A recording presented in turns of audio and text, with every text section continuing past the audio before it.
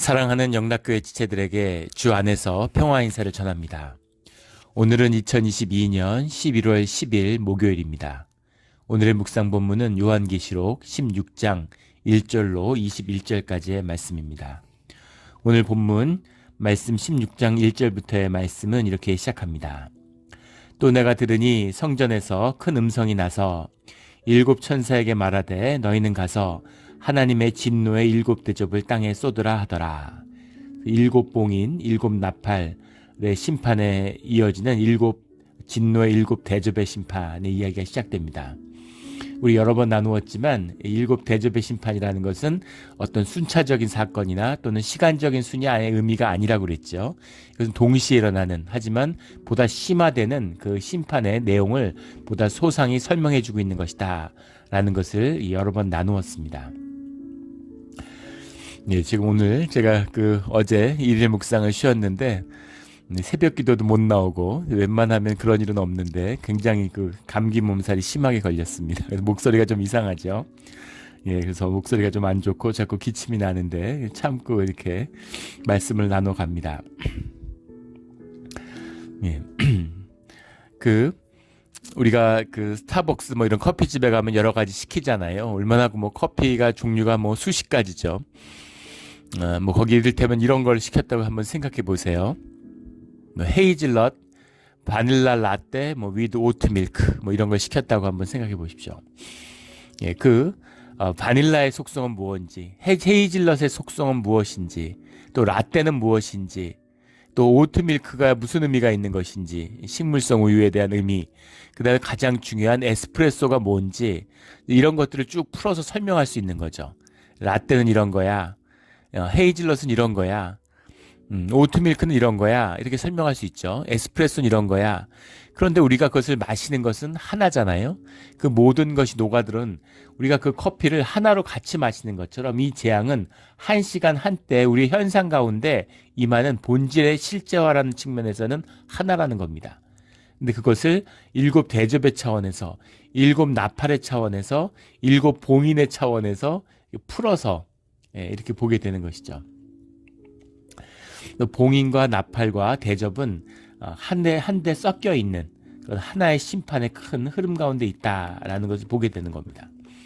오늘 16장의 말씀은 여러 가지 이야기하고 있지만 본질은 하나예요. 16장의 메시지는 하나입니다. 뭐냐면 반복해서 나오고 있는 회개하지 아니하고 회개하지 아니하더라 하는 이 회개하지 않는다. 환난과 진노가 아무리 와도 회개하지 않는 것입니다. 그 회개하지 않는 이유가 두 가지가 나오는데, 하나는 주의 백성들이 아니기 때문이죠.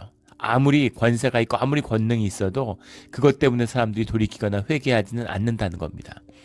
또 하나는 그들이 짐승의 표를 받은 그 중심이 짐승에게 속한 자들이다, 짐승의 형상을 가진 자들이다 하는 것이죠. 그 반면에 우리 15장에서 나누었던 어린 양의 노래를 부르는 하나님의 자녀들, 그들의 비밀은 주님의 영을 받은 자들이기 때문인 것입니다. 이것이 비밀이죠. 예, 이것이 비밀이에요. 예, 그런 이야기들을, 그런 생각하는 분들 있을 거예요. 예, 예수님이 좀 권세가 있었으면, 예, 교회가 권세가 있으면, 예, 교회에 뭔가 교회에서 한번 돈을 나눠준다고 생각해 보십시오. 난리 나겠죠. 교회 사람들이 미어 터질 거예요. 그런데 그런 것은 아무 의미도 없다는 겁니다. 예. 교회가 힘이 있고, 교회가 거짓 선지자들의 땅이 되다 보니까 타락하니까 사람을 모으려고 하지, 돈을 모으려고 하는 것. 그 현상이죠. 권세라는 것, 돈이라는 것, 이런 것들은 다 현상적인 것이에요. 삐뚤어진 믿음의 표상이죠. 그러니까 그런 것들로는 사람을 모으거나 권세가 있다 한들 아무런 하나님의 나라를 이루는데 아무런 의미가 없다라는 것이 이 16장을 흐르는 그런 본질적인 뜻입니다. 우리 주님의 뜻을 받아 어린 양의 피로 주님 안에서 구속됨을 받는 우리 모두가 되기를 주의 이름으로 축원합니다. 아멘. 오늘 2절에 보면 첫째 천사가 가서 그 대접을 땅에 쏟음에 짐승의 표를 받은 사람들과 그 우상에게 경배하는 자들에게 악하고 독한 종기가 나더라. 종기에 대한 재앙, 또 우리 다섯 번째 재앙에 가면 종기로 말미암아 하늘의 하나님을 비방하고 그들의 행위를 회개하지 아니하더라, 이런 말씀이 나오는데 이 종기에 대한 말씀이 계속 나오죠. 이것이 주님의 중요한 그런 그 심판 가운데 하나다라는 걸 볼 수 있습니다. 그래서 우리 출애굽기 9장에 나오는 6번째 애굽에 했던 재앙과 통하고 있죠. 생명에 대한 하나님의 징계죠.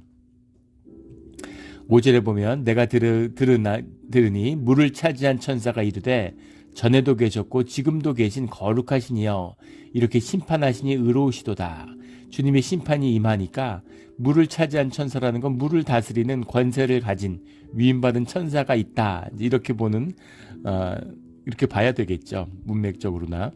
근데 그 천사가 전에도 계셨고 지금도 계신 이란 표현은 이제 주님을 표현하는 표현입니다.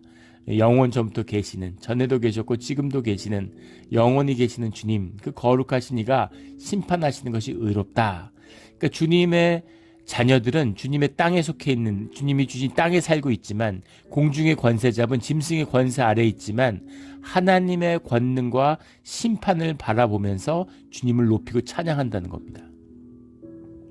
엄청난 제한이 닥치고 사업이 무너질 수도 있고 집이 무너질 수도 있고 그런 제한들이 막 닥쳐오지만 그 가운데 하나님의 섭리와 귀하신 뜻을 높이고 존중하고 찬양하는 것이죠. 이것이 주님의 자녀의 모습이다라는 겁니다. 6절에 그들이 성도들과 선지자들의 피를 흘렸으므로 그들에게 피를 마시게 하는 것이 합당하니이다. 피를 마시게 한다라는 건 죽음의 고통, 그 죽음이 그 형벌로 주어진다라는 거죠. 이 죽음이라는 것은 누구나 다 죽는 그런 육신의 죽음이 아니라 영의 죽음인 거죠. 영이 죽는, 영원히 죽는 그 죽음의 권세를 지속적으로 영원히 경험하게 된다라는 겁니다. 이것이 지옥의 본질이겠죠. 영혼이 없이 고난의 의미를 모르고 세상에 속해서 살아가는 쉼이 없는 자들의 모습이기도 합니다. 그런 의미에서는 연옥일 수도 있겠죠. 이 세상이 징벌이고 한없는 끝없이 고난으로 살아가면서 끝없이 경쟁하고 나를 짓밟고 상처받고 서로 아프게 하는 이 영이 없는 자들의, 이 세상을 살아가는 자들의 모습인 것이죠. 근데 그 가운데서 주님께 영광을 돌리고 주님 안에서 화평과 평강을 누리며 살아가는 주의 자녀들의 공동체, 또 교회가 이 땅 가운데 있는 것입니다. 이것이 계시록이 말씀하고 있는 이 심판의 참된 의미예요. 7절에 또 내가 들으니 제단이 말하기를, 제단이 말한다라는 표현이 특이하죠. 제단이 말한다라는 것은 우리 6장 9절 10절에 나왔던 순교자의 기도와 관련되어 있는 거죠. 그 기도가 황금 대접에 담겨서 그 향이 주님의 제단에 올라가잖아요. 그래서 그 제단이 말한다라는 건 순교자의 기도가 말한다, 이런 뜻이죠. 하나님 곧 전능하신 이시여 심판하시는 것이 참되시고 의로우시도다. 내가 그 환난과 그 박해 가운데 죽었지만 주님이 하시는 이 환난이야말로 참되시고 의로우신 것입니다. 주님의 심판은 정말 의롭고 참되십니다 라고 고백한다는 겁니다. 우리 16장의 3절에 나누었던 어린 양의 노래를 부르는 주의 종들의 모습인 것이죠. 만국이 와서 주께 경배하리다. 어린 양의 비밀, 그걸 나눴는데, 그런 어린 양의 보혈을 만난 자들, 그런 자들은, 순교자의 피를 흘린 자들은 주님을 찬양한다, 이런 말씀이죠. 이것이 주님이 함께 하시는 임마누엘의 비밀이에요. 이 비밀이 우리의 것이 되고 우리의 삶에 풀어지기를 주의 이름으로 축원합니다. 8절에 넷째 천사가 그 대접을 해에 쏟음에 해가 권세를 받아 불로 사람을 태우니, 불이 점점 더 이제 이 태양이 밝아지고 불이 이제 세지는 것이죠. 결국 태양은 밝아지고 불이 세질 겁니다. 그렇게 가겠죠. 근데 그걸 의미하는 것은 아니고 이것은 그 전에 경험하게 되는 자연적인 현상 그 이상의 것이겠죠. 그런데 넷째 나팔의 심판에서는 해가 빛을 잃었다, 이런 표현이 나오는데 세상의 3분의 1이 죽었고, 그런데 여기서는 오히려 빛을 잃는 게 아니라 빛을 더하는 것이죠. 그게 점점 더 뜨거워져서 사람을 태우는 것이니까. 그래서 이것이 별개의 심판이냐 그러면 그런 것이 아니라 해와 관련된 이 자연을 치시는 그런 주님의 징계가 있다라는 거죠. 그래서 밝은 것과 그 어두워지는 것을 나누어서 다른 심판인가 아니라 해의 심판이 있다, 이런 의미입니다. 그런 의미가 심판 가운데 이루어진다. 하나님의 이름을 비방하며 그렇게 놀라운 하나님의 재앙이 닥치고 있는데, 애굽을 봐도 알 수 있죠. 바로와 애굽의 백성들이 주님의 계속된 심판과 재앙이 닥쳐도 돌이키지 못합니다. 그것처럼 주님께 돌이킬 수 있는 것은 주님의 영, 주님의 생명을 받은 자, 그 자들, 주님 어린 양의 노래를 배우는 자들, 그들만이 주님께 돌이킬 수 있는 것이죠. 회개한다는 것이 은혜입니다.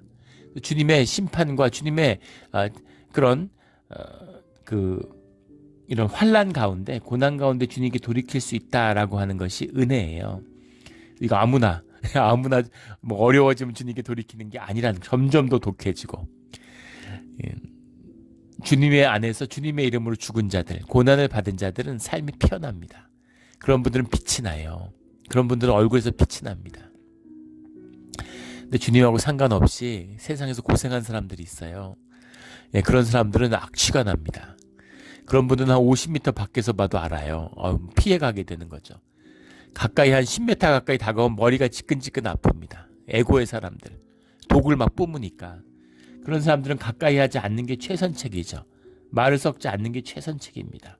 이방인과 말을 섞지 말라는 게 무슨 종교의 벽을 치라는 게 아니라, 섹티즘을 만들라는 게 아니라, 그것이 우리의 삶을 지키는, 영을 지키는 길이기 때문인 거예요.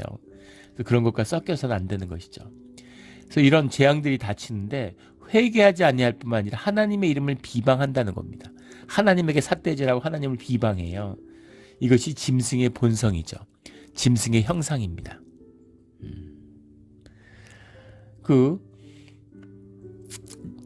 하나님의 형상이 드러나야 되는데 고난이 닥치면, 그 마귀의 이름을 이마에 새긴 자들, 그들은 하나님을 오히려 비방하는 자들이 된다. 짐승의 본성 형상이, 그것이 그들의 본질이 되어버린 것이죠.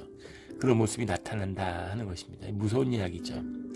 어떻게 이럴 수가 있어? 어떻게 사람들이 하나님의 피조물인데 이럴 수가 있어? 근데 이것이 우리의 모습일 수가 있는 것이죠.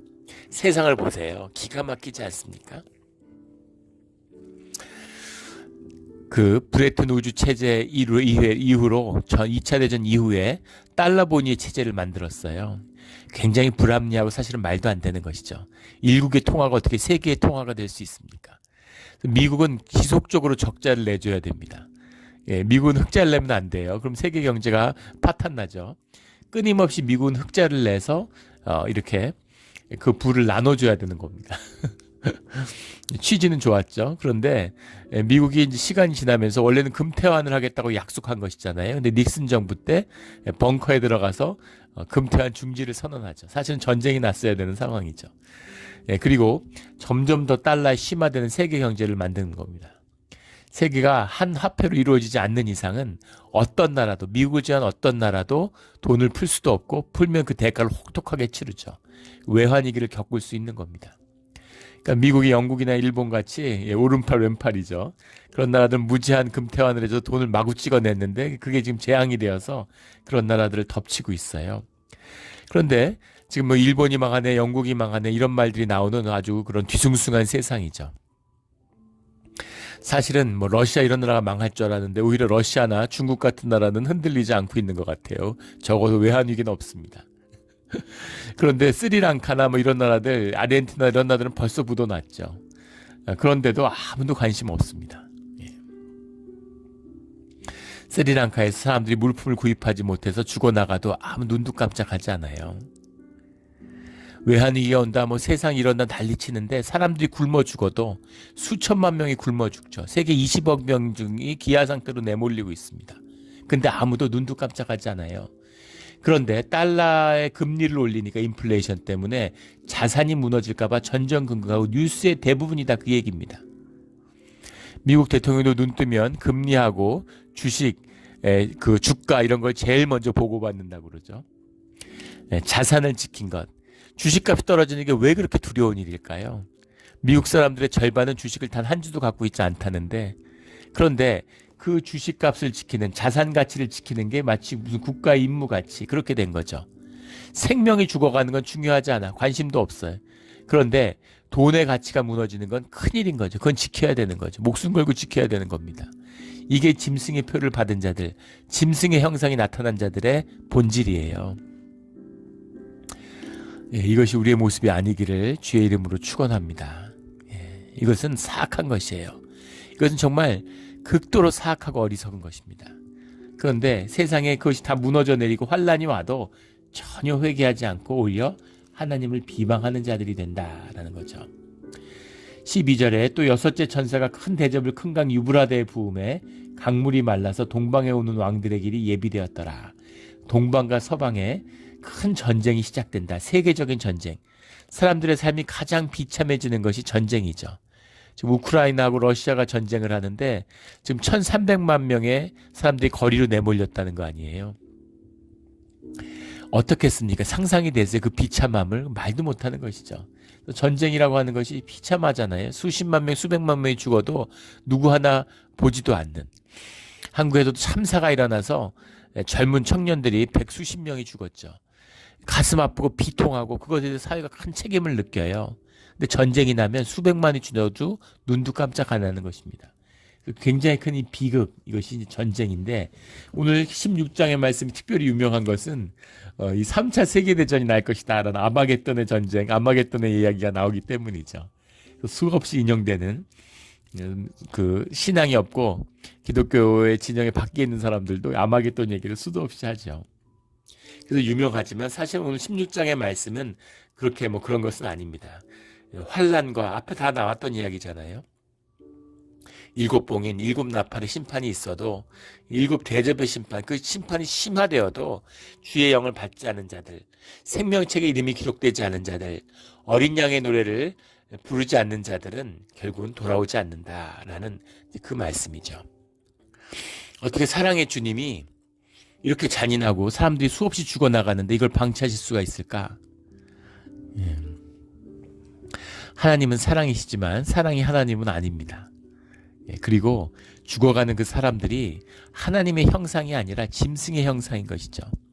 짐승의 형상이 죽어간다라는 것을 영적인 눈으로 바라보게 되면 전혀 다른 것이 보이는 것이죠. 그런데 왜 동방에서는 왕들의 길이 예비되었느냐? 뭐 이 말씀을 가지고 뭐 세계 3차 대전이 이제 미국과 중국 사이에서 일어난다. 뭐 이런 식으로 이렇게 이야기를 하는데 서방과 동방의 싸움이다. 이 비유가 이렇게 왔던 이유는 로마 시대를 관통하는, 로마 시대 때는 적수가 없었죠. 지중해 연안을 석권했기 때문에 유럽부터 소아시아에 이르기까지 적수가 없었습니다. 그런데 이제 1세기에 이 로마가 파르티아하고 전쟁을 해서 파르티아하고 전쟁 3번을 했는데 3번 다 크게 로마가 졌죠. 그래서 파르티아가 로마를 위협할 수 있는 강국이에요.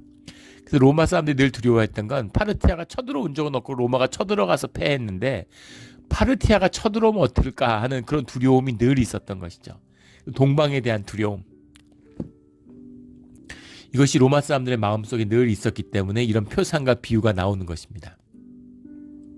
그리고 역사적으로도 뭐 페르시아가 강대하고 항상 부의 중심이 동방에 있었죠.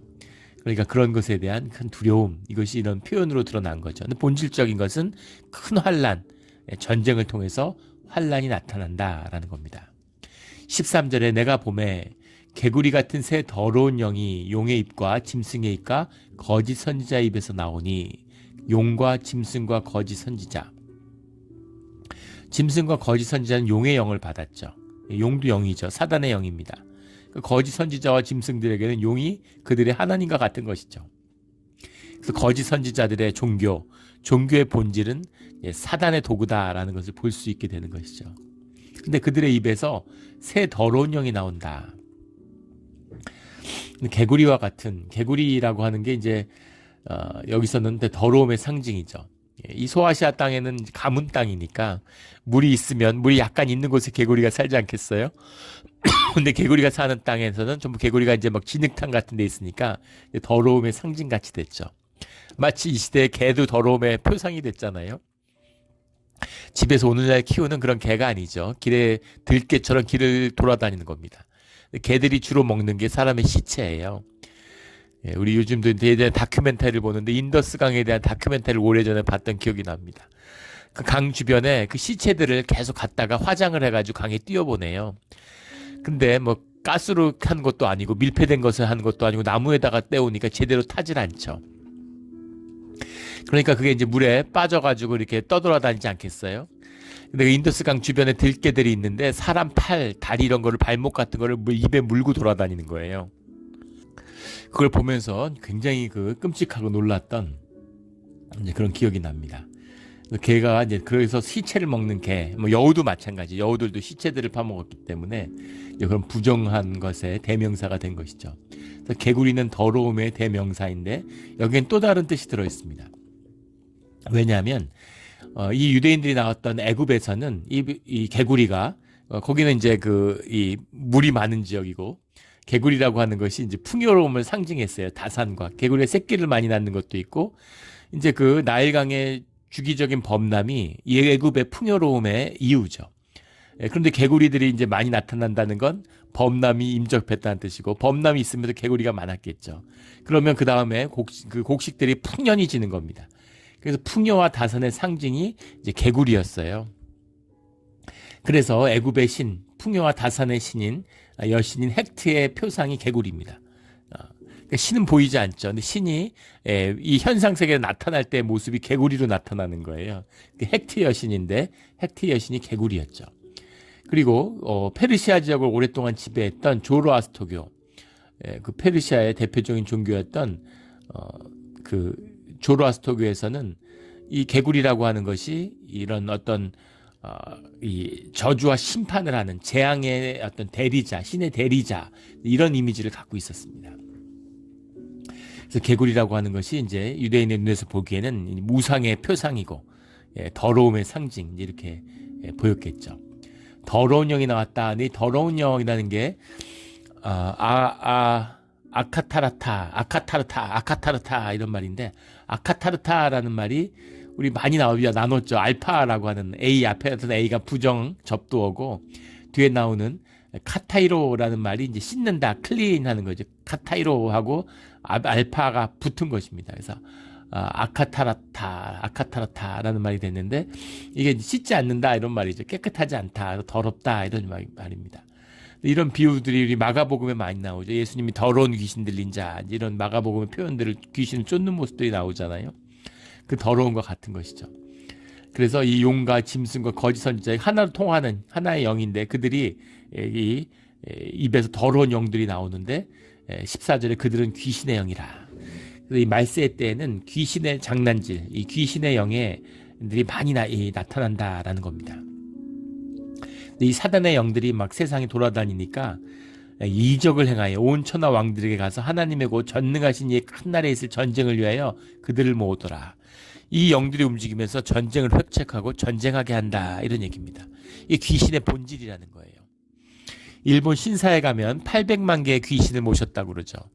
귀신의 그 신으로 이렇게 그 연합된 그 납인된 그런 귀신이 800만이다 이러는데 그 귀신들을 기쁘게 하기 위해서 그 제사를 드리는 게 신 앞에서 싸우는 것입니다. 서로 치고받고 싸우는 거예요. 그게 스모입니다. 일본의 스포츠화된. 그게 원래 아주 그 뿌리가 좋지 않은 스포츠라고 하기도 뭐한 것이죠. 그 스모라는 것. 그런 거예요. 그걸 보면 뭘 볼 수 있냐면 귀신들이 기본적으로 분쟁의 영이고 싸우는 영이고 더러운 영이라는 것이죠. 그들이 싸움을 좋아한다는 거예요. 이간질시키고 싸움질하는 걸 보면서 재밌어하고 좋아한다는 거죠. 귀신의 영이 넘쳐나면 싸움이 일어납니다. 영이 지켜지고 성령의 임재가 사라지면 교회에서 싸움이 나요. 심지어. 그래서 교회에서 다툼이 일어나고 서로 미워하고 그룹 지어서 계속 싸움질을 벌이는 거죠. 싸우고 또 싸우고 이기고 또 이기려고 하는 그 이유가 없습니다. 계속 싸우는 거죠. 예전에 두 집사님이 그런 얘기를 해요. 10년 전에 서로 싸워가지고 파벌져서 교회가 두 개로 쪼개졌는데 싸운 이유가 그 피아노를 단위에 올리느냐 내리냐를 가지고 싸웠다는 거예요. 근데 10년 뒤에 만났는데 누가 내리자고 누가 올리자고 했는지 그게 기억이 안 나더라. 뭐 이런 얘기를 전해 들은 적이 있습니다. 그런 거죠. 왜 싸웠는지 기억이 나 이유가 사실 중요한 게 아니죠. 그 안에 사실은 귀신의 영에 시달리고 있기 때문입니다. 주님의 영이 없으면 귀신의 영인가? 그렇죠. 그리고 그 사이에 내 영이 있습니다. 나도 영이잖아요. 인간도 영을 받아서 영이 있어요. 그런데 그것이 성령의 인치심을 받은 하나님의 영을 받은 그런 하나님의 형상으로서 영이 될 수 있지만 짐승의 영에 휘둘리는 짐승의 형상이 될 수도 있다라는 것을 보여주고 있는 거죠. 또 하나 재밌는 것은 오늘 말씀에 나오는 귀신의 영이 이렇게 쏟아져 나오니까 이적을 행하여 왕들도 혹한다라는 거죠. 귀신의 영이 있는 곳에 이적이 있어요. 이적이나 현상적인 그런 이적에 혹해서는 안 됩니다. 말씀을 붙들고 기도하는 자들이 되어야 되는 것이죠. 그 이단들, 그 무슨 그런 넘어간 사람들 한번 얘기 들어보세요. 이단 교회 그렇게 이적이 많다는 거 아닙니까? 귀신 쫓고 자기네들끼리 뭐 별거 다 하는 거죠. 모여가지고 그런 거에 혹한다는 거예요. 말도 안 되는 것이죠. 말씀과 기도와 십자가의 보혈을 만나는 것, 고난을 달게 받는 것, 주님의 말씀으로 살아나가는 것, 이것이 신앙이다라는 것을 보게 되는 것이죠. 우리 몬트레 영락교회가 그런 교회가 되기를 주의 이름으로 축원합니다. 전쟁을 위해 모으는데 15절에 보라 내가 도둑같이 오리니 누구든지 깨어 자기 옷을 지켜 벌거벗고 다니지 아니하며, 도둑같이 오신다는 건 주님이 하신 말씀이죠. 부끄러움을 보이지 아니하는 자는 복이 있도다. 세 번째, 복이 있도다라는 말씀이 선포되고 있습니다. 옷을 지키는 자, 부끄러움을 보이지 않는 자는 복이 있다. 그 말씀을 지키는 자는 복이 있다. 주의 이름으로 죽는 자는 복이 있다 했는데, 세 번째, 옷을 지키는 자, 부끄러움을 보이지 아니하는 자는 복이 있다. 이 환난난에 옷을 입고 있는 자들은 복이 있다, 이런 말씀이죠. 16절에 새 영이 히브리어로 아마겟돈이라고 하는 곳으로 왕들을 모으더라. 새 영이라고 하는 것은 뭐 사단의 삼일체다 뭐 이렇게도 얘기를 하는데, 용과 짐승과 거짓 선지자의 영이죠. 사단의 영입니다. 그들이 공중의 권세를 잡고 있으니까 그들이 혹해서, 그래서 이 전쟁을 일으키기 위해서 왕들을 끌어모으는 거예요.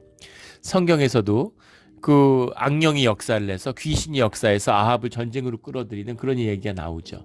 그래서 그 영에 붙들린, 이 거짓 영, 귀신의 영에 붙들린 그런 거짓 선지자들을 동원해서 이런 왕들을 끌어모아서 전쟁을 일으킨다라는 겁니다. 히브리어로 아마겟돈이라는 곳에서 왕들이 모으더라. 그래서 마지막에 심판 앞에든 마지막 날에 대전쟁이 나타난다. 그래서 아마겟돈이 세계 3차 대전이다. 뭐 이렇게 얘기를 하는데, 진짜 그럴 것 같죠? 3차 세계대전이 나면 어떻겠어요? 그런 유명한 이야기가 있죠. 아인슈타인이라고 하는 물리학자, 유명한 물리학자에게 3차 세계대전에서는 어떤 무기로 인류가 싸우게 되겠느냐. 2차 세계대전에 원자탄이 사용되는 것에 큰 영향을 줬죠. 그래서 아인슈타인이 그런 질문을 받으니까 3차 세계대전에서 무슨 무기를 쓸지는 과학이 하도 발전해서 잘 가늠할 수 없지만, 3차 대전 이후에 전쟁이 나면 뭘 쓸지는 알 수 있을 거다, 이렇게 얘기하면서 3차 세계대전 이후에 인류 가운데 전쟁이 나면 그때는 도끼나 활을 들고 싸울 것이다, 창을 들고 싸울 것이다, 돌칼이나 돌도끼를 들고 싸우게 될 거다, 이런 얘기를 했는데, 3차 대전 이후에 뭐 더 큰 전쟁이라는 건 있지 않다, 멸망적인 종말적인 전쟁이 올 것이다, 뭐 이런 의미로 우리는 세계 3차 대전이다, 뭐 이렇게 얘기를 하잖아요. 아마겟돈은 그런 의미인 거죠. 아마겟돈이라는 건 이제 하르 마기돈이라는 말이 붙은 겁니다. 하르라는 말과 메기돈이라는 말이 붙었는데, 하르라는 게 언덕이죠. 무기또의 언덕이에요. 메기돈이라는 게 무기또인데, 무기돈이라는 건 북이스라엘의 평야죠. 갈멜살 남쪽에 있는 무기도인데 중요한 군사 요충지입니다. 평지기 때문에 여기서 말을 맺겠다고 그러죠. 유다의 요시야 왕이 애국과 싸워서 목숨을 잃은 곳이기도 하죠. 그래서 이 항상 전쟁이 나게 평지에 모여야지 싸우자. 산에서 싸우기 힘들잖아요. 평지에 모여서 항상 이 남방 세력이 올라오고 동방 세력이 오는, 그러니까 이 유브라데 강과 양대 문명이잖아요. 나일강의 문명과 지정학적으로 보면 이 메소포타미아 문명과 애굽 문명이 충돌하는 곳이 무기토죠. 그래서 올라온 것과 내려가는 곳이 맞붙는 곳입니다. 그래서 무기토에서 큰 전쟁이 나는 거예요. 지금 뭐 가보지 못했지만 사실은 그게 크지 않다고 합니다. 지금은 뭐 워낙 뭐 세상을 보는 눈이 넓어졌으니까 지금 무기토 평야를 가면 뭐 별거 아니라고 그래요. 한국에 살다가 뭐 논산 평야, 뭐 경인 평야 뭐 이러다가 미국에 오니까 미국 기준으로 하면 한국에는 평야가 없는 거죠. 한국 전체가 평야라도 미국에서는 평야라고 안 부르죠. 그런 것처럼 이 산악지대에 있는 이 무기토라는 게 사실은 아주 좁은 지역이라고 그래요. 근데 그곳에서 이제 최후의 전쟁이 날 거라고 그 시대의 사람들이 생각했던 그 이미지인 거죠. 다른 해석도 있습니다. 다른 해석이라고 하는 건 가다드라는 말이 모으다라는데 군대를 동원하다라는 말이 가다드라는 말이에요. 우리 묵상하면서 몇 번 많이 나왔던 말이죠. 가다드라는 모으다. 근데 그것이 이제 명사형 접두어인 마가 앞에 붙는 겁니다. 그러면 마게드가 돼요. 마게드라는 것은 이제 군대를 모인 군대 이런 뜻이죠. 근데 그 군대를 모은 장소라가 되려고 그러면 전미호 오가 붙어서 마게돈이 되는 겁니다. 근데 군대가 모인 장소, 군대의 주둔지 이렇게 되는 겁니다. 그래서 이 마게돈이라고 하는 것이 이제 군대가 모이는 곳 이런 뜻이다. 그래서 이것이 이제 어떤 특정한 로컬 지명을 얘기하는 것이 아니다라는 뜻인데 맞습니다. 근데 사실은 무기또라는 말이 바로 이런 단어의 변천으로 생긴 말이에요. 거기에 그 솔로몬 왕의 군대가 주둔하고 있고 솔로몬 왕의 기병대, 말을 키우려면 평지가 있어야 되니까 그 기병대의 말들을 먹이는 곳이 무기또에 있었다고 그러죠. 그래서 그 이름이 이 순서에 따라서 무기또가 된 겁니다. 그래서 물론 이 로컬 지역을 의미하는 것은 아니겠지만은 이것이 이제 최후의 전쟁을 의미하는 것이다라는 말에서는 맞겠죠. 이 말 때문에 뭐 세계 3차 대전은 중동에서 일어난다 뭐 이렇게도 많이들 얘기하는데 꼭 그렇게 볼 수 없다는 것을 말하는 것이죠. 예. 그런데 최후의 전쟁으로 인해서 대재앙이 일어난다 이런 얘기입니다. 이 전쟁 가운데 19절에 보면 큰 성이 세 갈래로 갈라지고 만국의 성들이 또 무너지니 큰 성 바벨론이 하나님 앞에 기억하신 바 되어 그 맹렬한 진노의 포도주자를 받음에 이 마지막 때의 전쟁에 바벨론이 무너진다는 거죠. 큰 성이라는 것은 바벨론이죠. 이 바벨론이라는 건 세계의 제국입니다. 이 자본주의 질서를 표상하는 이 페니키아부터 시작된 무슨 로마 쭉 이어지는 프랑크 왕국을 거쳐서 쭉 이어지는 스페인 왕국, 포르투갈 왕국을 거쳐서 영국을 거쳐 네덜란드 영국을 거쳐서 미국까지 오게 되는 이 거대한 제국의 역사, 이 질서가 마지막 때에는 무너지게 된다라는 거죠. 맹렬한 진노와 포도주 잔을 받았다. 주님의 진노를 받고 무너지게 된다라는 겁니다. 그래서 20절에 각 섬도 없어지고 산악도 간데 없더라. 그러니까 이것이 단순히 뭐 사람들이 치고받고 싸우는 그런 전쟁, 그런 막 전쟁도 나는데 자연재해 재장 큰 지진도 나고 우박도 떨어지고 거기다가 막 불타 죽는 가뭄이 와서 타 죽는 메말라 죽는 사람들도 있고 또 홍수가 나서 죽는 사람들도 있고 질병이 돌아와서 사람들이 종기에 시달리고 상상이 되시죠? 엄청난 재앙이 심화되어서 계속 나타난다 이런 의미입니다. 21절에 무게가 한 달란트나 되는 한 달란트라고 하는 것은 한 100파운드 정도 된다. 또는 그보다 더한 적도 있고. 그래서 뭐 한 44~5kg에서 한 60kg 정도 되는 그런 것이 이제 달란트죠. 근데 그 달란트가 되는 우박이 하늘로부터 떨어짐에 사람들이 그 우박의 재앙 때문에 하나님을 비방하니 이 정도 되면 하나님 앞에 나와서 속죄하고 회개해야 될 것 같은데 하나님을 비방하니 그 재앙이 심히 크밀어라. 재앙이 커질수록 악이 점점 더 승하고 하나님을 비방하는 자들이 점점 늘어난다라는 거죠. 이것이 악의 본질이다. 하나님을 대적하는 것이 나타나는 겁니다. 가만히 현상의 세계를 보세요. 세상의 흐름이라는 것이 풍요를 약속하지만 그 끝이 모두 다 주님을 욕되게 하는 것으로 향하고 있다는 것입니다. 우리 옷을 지키고 환난날 가운데 부끄러움을 가릴 수 있는 주님 안에서 복된 주의 성도들이 되기를 예수 그리스도의 이름으로 축원합니다. 아멘. 기도드리겠습니다. 하나님 아버지 감사합니다. 우리 가운데 어린 양의 노래를 어린 양의 보혈의 피를 허락해 주셔서 우리가 환난을 살지만 공중 권세 잡은 세상 가운데 종노릇하며 살고 있지만 주님을 높이며 찬양하며 주님의 심판이 하루아 빨리 이루어지기를 간구하고 기도하는 그런 향기로운 주의 성도가 되게 하여 주시옵소서. 공의롭고 보혈의 피를 만났기에 그 피로 우리가 구원을 받았기에 어떠한 곳에서도 순교자의 피로 흘려질지라도 주님을 찬양하고 높이는 그런 주의 성결한 성도로 구별됨으로 인해 감사를 드립니다. 주님 감사합니다. 끝까지 주님과 함께하기를 소원합니다. 감사하며 예수 그리스도 이름으로 기도드렸습니다.